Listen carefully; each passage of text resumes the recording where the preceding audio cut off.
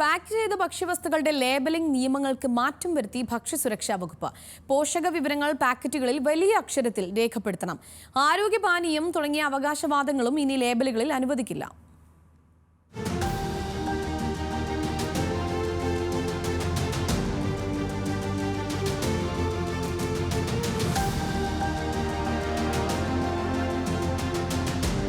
വിലയും പാക്കിംഗ് തീയതിയും കാലാവധിയുമെല്ലാം അറിയണമെങ്കിൽ ഇനി ഭൂതക്കണ്ണാടി വേണ്ട.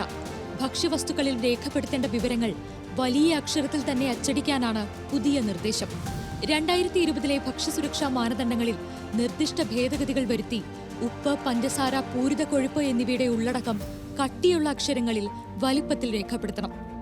ഉപഭോക്താക്കൾക്ക് അവരുപയോഗിക്കുന്ന ഉൽപ്പന്നത്തിന്റെ പോഷകമൂല്യം നന്നായി മനസ്സിലാക്കാനും ആരോഗ്യകരമായ തീരുമാനങ്ങൾ എടുക്കാനും പ്രാപ്തരാക്കുക എന്നതാണ് ഭേദഗതിയുടെ ലക്ഷ്യം.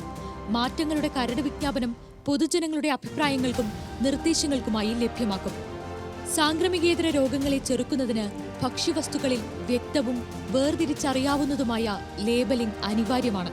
ഇ-കൊമേഴ്സ് വെബ്സൈറ്റുകളിൽ നിന്ന് ഹെൽത്ത് ഡ്രിങ്ക് എന്ന പദം പോലെ തെറ്റിദ്ധരിപ്പിക്കുന്ന അവകാശവാദങ്ങൾ ഒഴിവാക്കുന്നതിന് ഭക്ഷ്യസുരക്ഷാ വകുപ്പ് നിർദ്ദേശങ്ങൾ പുറപ്പെടുവിക്കുന്നുണ്ട്.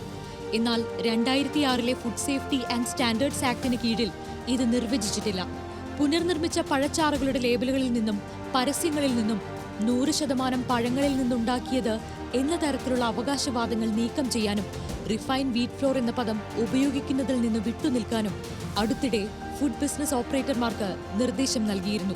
Feature desk, news Malayalam.